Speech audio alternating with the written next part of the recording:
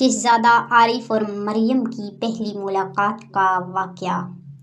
Please video کو آخر تک ضرور دیکھیں اور ہمارے چینل کو سبسکرائب ضرور کریں۔ بہت عرصہ پہلے سلطنت بغداد کے ایک حسین اور خوشحال علاقے میں شہزادہ عارف کی حکومت تھی۔ وہ ایک بہادر، نیک دل اور نہایت خوبصورت نوجوان تھا جو انصاف اور رحم دلی کے لیے مشہور تھا۔ ایک دن شکار کھیلتے ہوئے وہ ایک گھنے جنگل میں جا پہنچا جہاں ہر طرف پرندوں کی چہچہاہٹ اور جھرنوں کا شور تھا۔ اچانک اس کی نظر ایک جھیل کے کنارے کھڑی ایک حسین و دوشیزہ پر پڑی۔ وہ نیلی آنکھوں والی، سنہری بالوں والی مریم تھی، جو ایک عام گاؤں کی لڑکی تھی، لیکن اس کی سادگی میں ایک خاص کشش تھی۔ عارف نے اس سے بات کرنے کی کوشش کی، لیکن مریم محتاط تھی۔ وہ شہزادے کے وقار اور حیثیت سے واقف تھی اور جانتی تھی کہ ان کی دنیا بہت مختلف ہے، مگر قسمت کا کھیل عجیب ہوتا ہے۔ جیسے ہی شہزادہ عارف نے واپسی کا ارادہ کیا، اچانک ایک بڑا اسودہ نمودار ہوا جو مریم پر حملہ کرنے ہی والا تھا۔ شہزادہ عارف نے اپنی تلوار نکالی اور بہادری سے اس اسودے کا سامنا کیا۔ ایک طویل جنگ کے بعد اس نے درندے کو شکست دی اور مریم کو بچا لیا۔ یہ لمحہ ان دونوں کے دل میں ایک انوکھا احساس جگا گیا، مگر دونوں ابھی اس احساس سے ناواقف تھے۔ شہزادہ عارف نے اس پر مریم سے ملنے کے بعد اپنی ماں ملکہ زینب کو سارا ماجرا سنایا۔ ملکہ نے گہری سوچ میں پڑتے ہوئے کہا، یہ لڑکی عام نہیں لگتی، شاید اس کا ہماری قسمت سے کوئی خاص تعلق ہے۔ دوسری طرف مریم جب اپنے والد کے پاس پہنچی تو اس کے والد حکیم سلیمان نے اس کی کہانی سنی اور مسکرا کر کہا، بیٹی، یہ دنیا عجیب رنگ رکھتی ہے، جو کچھ بھی ہوتا ہے وہ بے وجہ نہیں ہوتا۔ ادھر شہزادہ عارف کی بے چینی بڑھنے لگی۔ اس نے سوچا کہ وہ مریم سے دوبارہ ملے گا اور اس سے اس کی حقیقت جانے گا۔ چنانچہ ایک رات وہ خفیہ طور پر محل نکلا اور اسی باغ کی طرف چل دیا جہاں اس نے مریم سے ملاقات کی۔ مریم بھی دل ہی دل میں شہزادے کے متعلق سوچ ہی رہی تھی۔ اس کی ماں فاطمہ نے اس کی آنکھوں میں ایک چمک دیکھی اور کہا، بیٹی، جو قسمت میں ہوتا ہے وہ مل کر ہی رہتا ہے۔ اگلی رات جب شہزادہ عارف باغ میں پہنچا تو مریم پہلے سے وہاں موجود تھی۔ جیسے ہی دونوں کی نظریں ملیں، ایک خاموشی چھا گئی۔ تم کون ہو؟ شہزادے نے نرمی سے پوچھا۔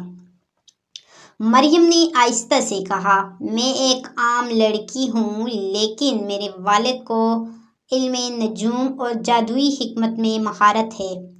شہزادے کو حیرانی ہوئی، کیا تمہارا میرے خوابوں سے کوئی تعلق ہے؟ میں نے تمہیں پہلے بھی کہیں دیکھا ہے۔ مریم نے ایک لمحے کے لیے خاموشی اختیار کی، پھر بولی، شاید قسمت ہمیں کچھ بتانا چاہتی ہو۔ میرے والد کہتے ہیں کہ ہمارا ماضی ایک دوسرے سے جڑا ہوا ہے، لیکن سچائی کا پتہ ہمیں تبھی چلے گا جب ہم مقدر کے اشاروں کو سمجھیں گے۔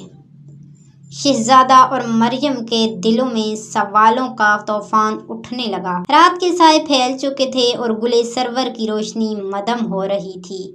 بادشاہ خالد بن سلیم نے اپنی وزراء کو محل کے دربار میں بلایا اور ان سے کہا، ہمیں فوراً اس جادوئی گلِ سرور کی حقیقت جاننی ہوگی۔ وزیر خاص ابو راشد نے کہا، حضور، میرے پاس ایک قدیم کتاب ہے جس میں اس جیسے جادوئی عناصر کا ذکر ہے۔ اگر اجازت ہو تو میں اس کا مطالعہ کر کے آپ کو حقیقت سے آگاہ کر سکتا ہوں۔ بادشاہ نے اجازت دے دی اور ابو راشد اپنی کتابوں کی الماری کی طرف بڑھا۔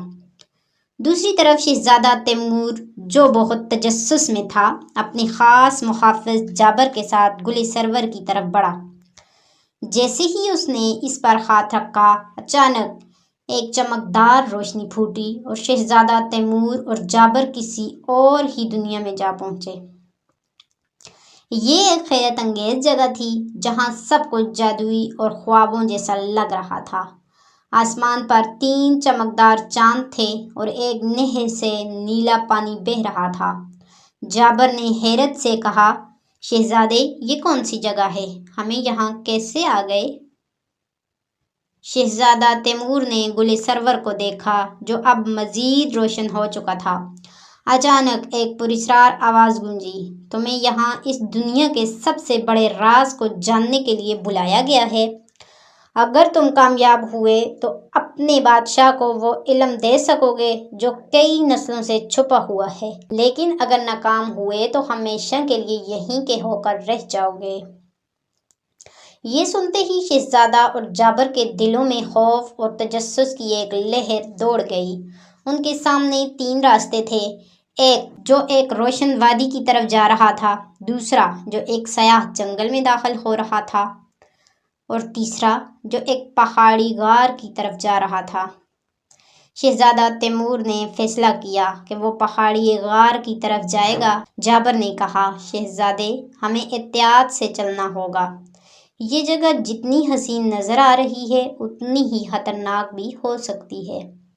اب وہ دونوں غار میں داخل ہونے لگے، لیکن جیسے ہی انہوں نے پہلا قدم رکھا، زمین ہلنے لگی اور ایک زوردار آواز سنائی دی، صرف وہی داخل ہو سکتا ہے جو اپنے دل کی سب سے بڑی سچائی کو جانتا ہو۔ شہزادہ تیمور اور جابر ایک دوسرے کو حیرت سے دیکھنے لگے۔ گل سرور کی طلسماتی باغ میں روشنی کے مینار روشن ہو چکے تھے۔ شہزادہ تیمور اور اس کے ساتھی حیرت اور مسرت کے امتزاج میں کھڑے تھے، جب اچانک باغ کے وسط میں موجود جادوئی تالاب سے نیلی روشنی پھوٹنے لگی۔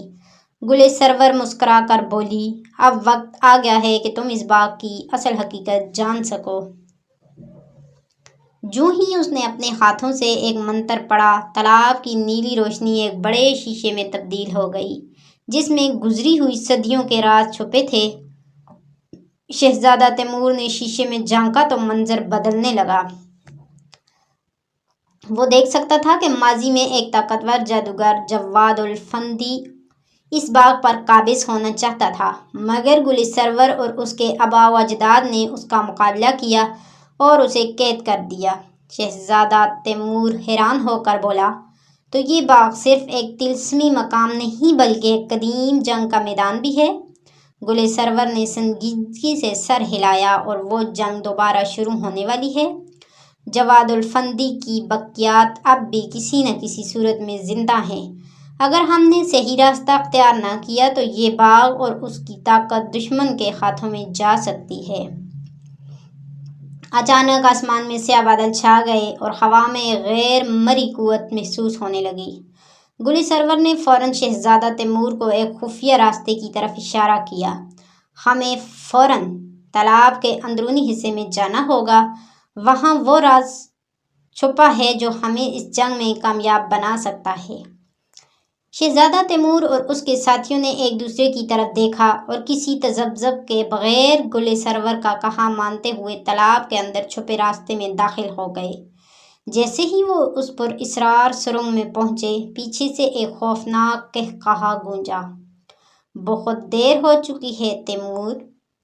گل سرور، شہزادہ تیمور اور اس کے ساتھی طلسماتی تالاب کے اندرونی حصے میں پہنچ چکے تھے۔ وہ ایک وسیع و عریض سرنگ میں تھے جہاں دیواروں پر قدیم تحریریں چمک رہی تھیں۔ گل سرور نے ایک عبارت کی طرف اشارہ کرتے ہوئے کہا، یہاں لکھا ہے کہ اگر جواد الفندی کی روح دوبارہ جاگ جائے تو اسے ہمیشہ کے لیے ختم کرنے کے لیے ہمیں نور کا منتر پڑھنا ہوگا، مگر اس کے لیے ہمیں 3 مقدس اشیاء درکار ہوں گی۔ شہزادہ تیمور نے فوراً پوچھا، وہ اشیاء کہاں ملیں گی؟ گل سرور نے جواب دیا، یہاں پہلی چیز روشنی کا پتھر ہے جو تالاب کے نیچے ہے، دوسری چیز وفاداری کی تلوار جو اس باغ کے قدیم درخت کے نیچے دفن ہے، اور تیسری چیز خلوص کی چابی جو جادوئی آئینے میں چھپی ہے۔ اسی لمحے ایک زوردار دھماکہ ہوا اور سرنگ کے دروازے کے پاس سیاہ دھواں پھیلنے لگا۔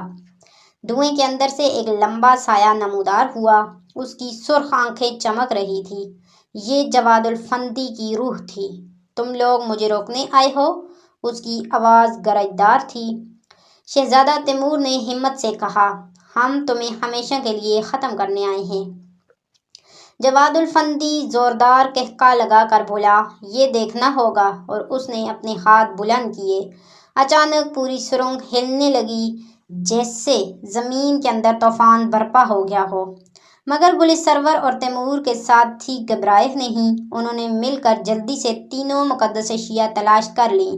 شہزادہ تیمور نے روشنی کا پتھر اٹھایا، گل سرور نے وفاداری کی تلوار تھامی، اور اس کے ایک ساتھی نے خلوص کی چابی نکالی۔ جیسے ہی تینوں چیزیں اکٹھی ہوئیں، گل سرور نے زور سے نور کا منتر پڑھنا شروع کر دیا، یا نور العظیم، تاریکی کو ختم کر۔